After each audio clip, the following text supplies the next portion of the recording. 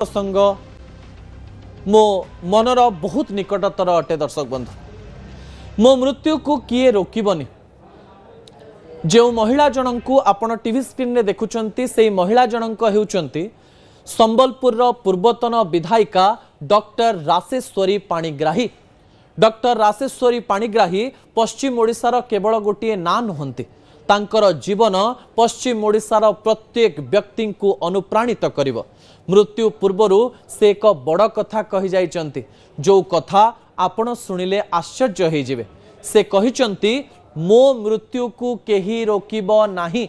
Visual उपरे आपणकर दृष्टि आकर्षण करे देबा पई चाहिबी।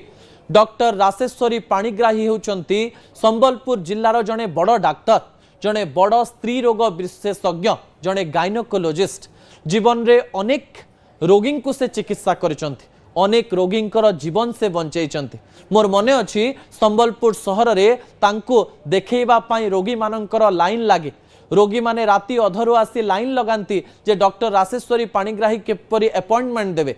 गाँ गाँ रु सहर सहर रु राज्य बाहरु राशेश्वरी पाणिग्राही पाखकु रोगी माने आसंती।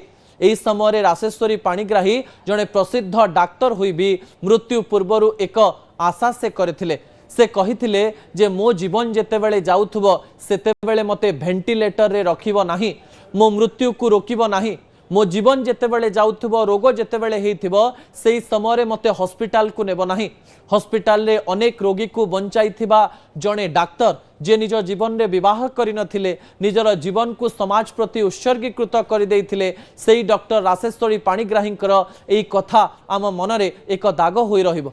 डॉक्टर राशेश्वरी पाणिग्राही काहेकि कहूतिले जे मृत्यु को मोर रोकिबो नाही। एक कथा को आध्यात्मिकता दृष्टिकोण देखिले जने डाक्टर जेतेबेले जीवन सारा सेवा करे, मृत्यु पूर्व से सतरे जानी पारिबे कि मोर मृत्युर समय आसीगला, मते एबे डाक्तरखाना नबार आवश्यकता नाही। जने डाक्तर जेतेबेले जीवन जाक साधना करी अनेक लोक को बंचाए, से निज शरीरर रोग को बुझी पारे कि एई रोगरे आउ बेसी दिन बंची हेबो नाही। मृत्यु को रोकिबा भी एक कष्टमय कथा। जनक को वेंटिलेटर रे रखी अधिक समय कष्ट देवा ठारो ताकू मुक्ति दे देवा भल। एई मुक्तिर मार्ग रे बोध हुए राशेश्वरी पाणिग्राही जाइचंती। संबलपुर रे जन्म होइतिले, संबलपुर रे निजर कर्मभूमि कले, 5 वर्ष पई विधायिका साजिले, लोक माननकु सेठी सेवा कले, अनेक झियो पुओंकु से बड़ करिसंती। घरे अनेक झियो रहुतिले, सेमानकर विवाह से करूतिले, तांको धन संपत्ति को समाज प्रति उत्सर्गीकृत करिसंती राशेश्वरी पाणिग्राही। गोटे जुगरे थरे थरे एमती मनीष जन्म हुअंती जे समाज पई जन्म हुअंती, निज पई नुहे। विवाह करि नथिले, निज पई किछि चाहि नथिले, समाज को आगो को नबा पई चाहुथिले। राशेश्वरी पाणिग्राही को अंतररु श्रद्धांजलि देवा सहित तांको जीवन रो अनेक लोक देश सेवा एवं राज्य सेवा एवं समाज सेवा